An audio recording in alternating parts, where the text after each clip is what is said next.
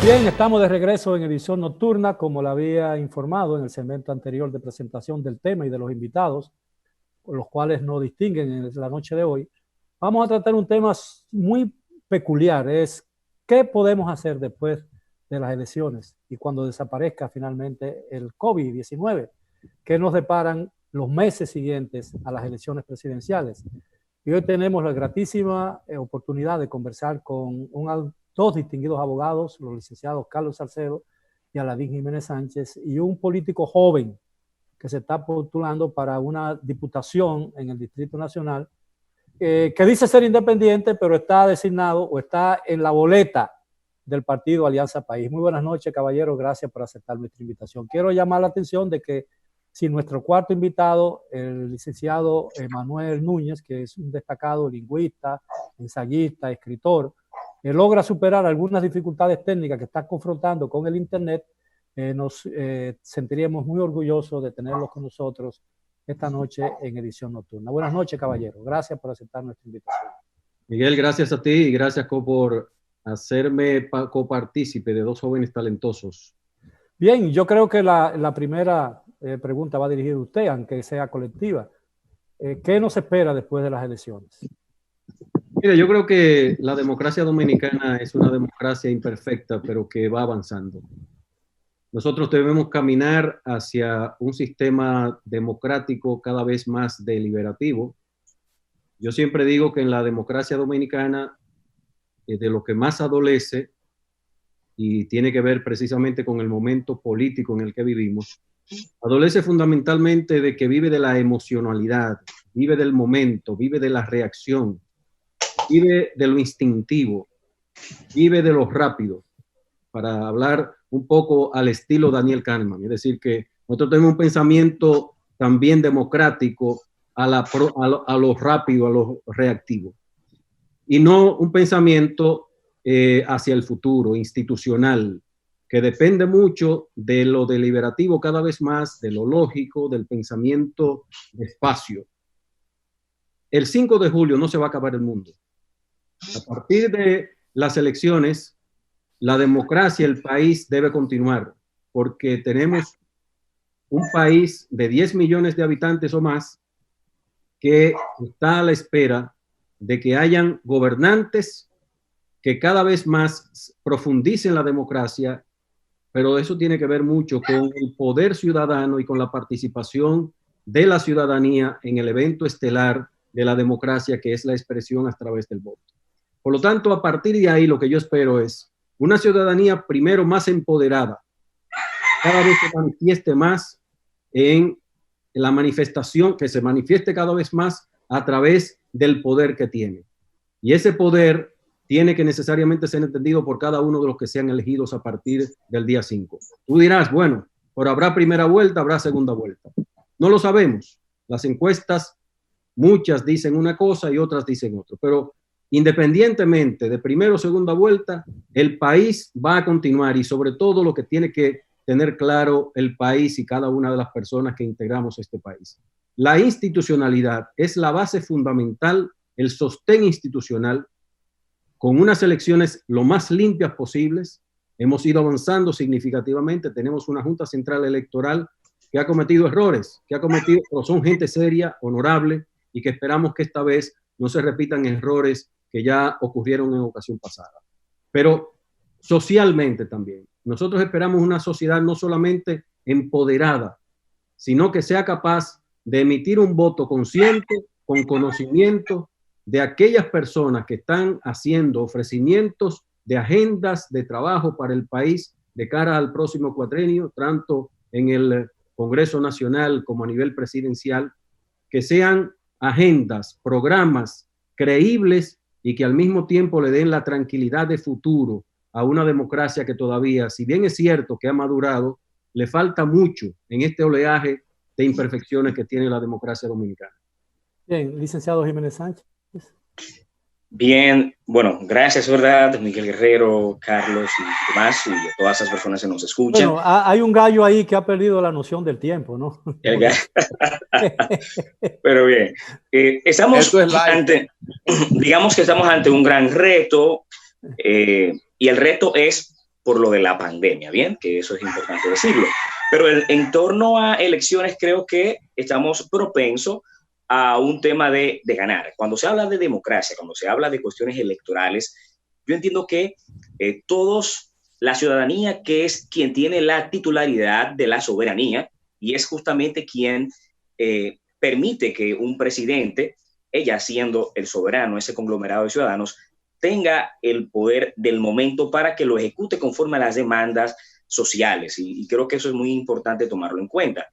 Pero estamos en la realidad de lo de la pandemia. Después de ahí, quien tenga la responsabilidad del primer solio del país tiene por delante ese reto de poder seguir para que se avance en el país y para que se den todas esas políticas públicas que demanda la sociedad, partiendo del primer esquema que hizo que se cambiara todo. Anteriormente, uno tiene información de que muchos planes de candidatos en los planes de gobiernos, el primero no era salud, podía estar dentro de, pero no estaba en número uno. La pandemia hizo que estuviese en número uno, de manera que también hay un gran reto.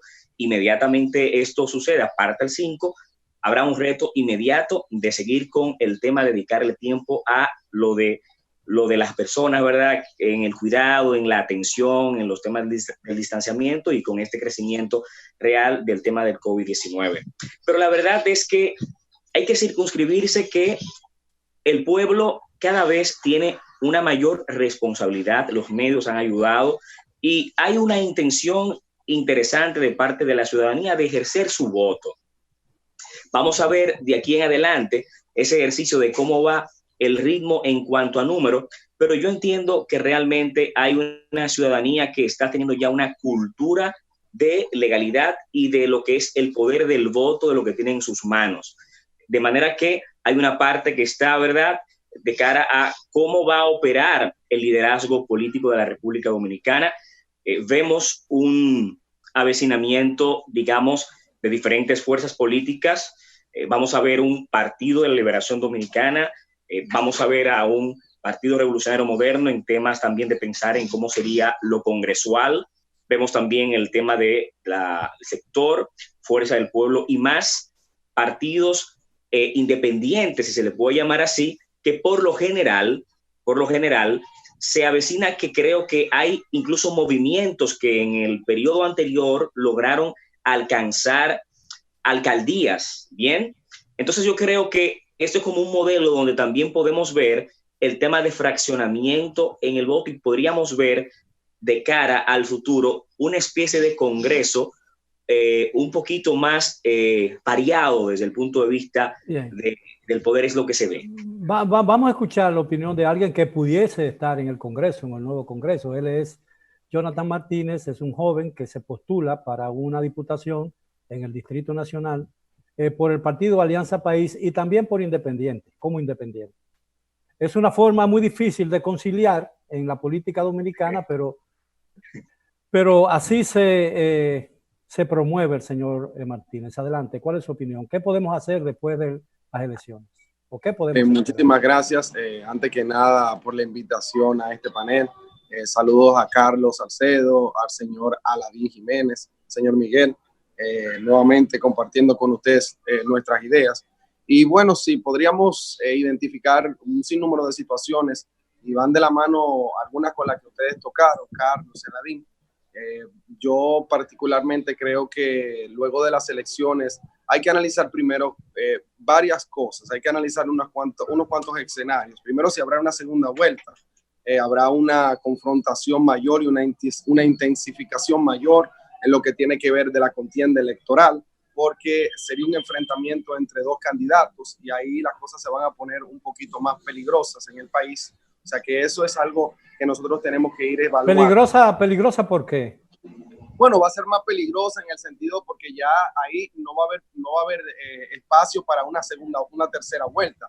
Ahí se decide quién va a ser el presidente, sí o no. O sea que en ese momento va a ser una campaña mucho más agresiva, mucho más intensa. O sea que eso sería en un primer plano. Si vamos a segunda vuelta, vamos a tener más política, vamos a tener más proselitismo, vamos a tener más ataques de un lado y del otro.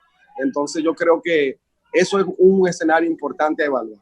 Luego de eso, de si no hay una segunda vuelta, si pasa un candidato en primera vuelta, entiendo que lo primero que va a suceder es un proceso de recuperación de las instituciones públicas, un proceso de recuperación de la justicia, y eso va a pasar por distintas cosas. Por ejemplo, nosotros podemos ver que va a ser necesaria una reforma constitucional integral, consensuada, que pueda, por ejemplo, recomponer algunos temas que están discutiéndose en todo el territorio nacional, como lo es los temas de los controles, para que la Constitución no sea reformada de manera tan fácil, de que ya se integre de manera específica, que es necesario un referéndum aprobatorio, y no que sea de manera interpretativa, sino que sea ya de manera tácita dentro de las condiciones para reformar la Constitución, que haya la obligación de realizar un referéndum aprobatorio. Luego de eso también tendremos que ver si realmente el Consejo Nacional de la Magistratura tiene la capacidad de elegir nuestros jueces de manera democrática, o si nosotros tendremos que buscar una manera de cómo equiparar la presencia que hay en cada asiento del Consejo Nacional de la Magistratura. O si vamos a buscar... Sí. Permítame un momento. Usted ha tratado un tema que a mí me parece vital. Y quería preguntarle a los otros dos panelistas, comenzando por el señor Carlos Salcedo, si cree que después de las elecciones se impone una nueva reforma constitucional, como lo ha planteado el señor Jonathan Martínez. Mira, Miguel, ese es un tema bastante, diríamos, crucial para el destino de la democracia dominicana y lo que nosotros queremos. Nosotros tuvimos una reforma amplia, profunda, de la Constitución de la República en el año 2010, porque la de 2015 fue única y exclusivamente para modificar el sistema de elección y permitir la reelección del actual presidente Danilo Medina. Yo creo que hay que, diríamos, tener claras dos cosas. Aquí tenemos la idea de que la Constitución de la República debe ser una piedra que nunca se debe tocar. Es decir, que las cláusulas constitucionales son pétreas y no pueden ser tocables, es decir, son intocables. Son una expresión, los artículos de la Constitución de la República son una expresión de las circunstancias, como lo decía Ferdinand Lasalle. Es decir, ¿qué es la Constitución? Es el producto de los factores de poder del momento circunstanciales. El poder es el que determina la conformación de las fuerzas políticas y la fuerza de la sociedad. El poder soberano determina en cada momento cuál es la constitución dogmática, estructural, material, formal. Como es la de Venezuela, por ejemplo, ¿no? Como es la de Venezuela, por ejemplo. Claro, hay evidentemente niveles de estabilidad. En la Constitución venezolana, y disculpe que agregue esto, como lo menciona el señor Miguel, la Constitución venezolana, por ejemplo, está establecida de manera tácita que para cambiar el sistema de elección tiene que hacerse a través de un referéndum aprobatorio, por ejemplo. Bueno, lo que quiero decir es que la Constitución no es, diríamos, un elemento intocable, no es que no pueda ser modificable. Ahora bien, la Constitución tiene que tener niveles de estabilidad en el tiempo en relación con los principios, valores que en ella se asientan, porque los derechos no pueden ser revertidos, sino que debe haber una favorabilidad, beneficios cada vez más en favor de los ciudadanos, que son los titulares de los derechos. Eso sí, ahora bien, no puede ser una constitución acomodaticia al interés del momento, a los factores de poder político del momento o a los factores sociales que se enervan en un momento determinado para insuflar el espíritu de los legisladores constituidos en Asamblea Constituyente para modificar la Constitución. Eso no quiere decir que nosotros estemos a la puerta de una reforma constitucional, Miguel. No, yo no digo que eso se deba dar inmediatamente. Nosotros no tenemos ahora mismo una necesidad imperiosa de una modificación constitucional. Hay aspectos que tienen que posiblemente ser revisados quizás en un próximo periodo. Podría ser, pero la sociedad todavía no está preparada para ese cambio. Ahora nosotros necesitamos consolidar y probar las instituciones, ¿verdad? La constitución dogmática, estructural y material que tenemos desde el año 2010. que crea un Estado social y democrático de derecho y que todavía no se ha consolidado. Hay que darle tiempo a que esa Constitución finalmente para los frutos para los cuales fue sembrado cada uno de los artículos que contiene.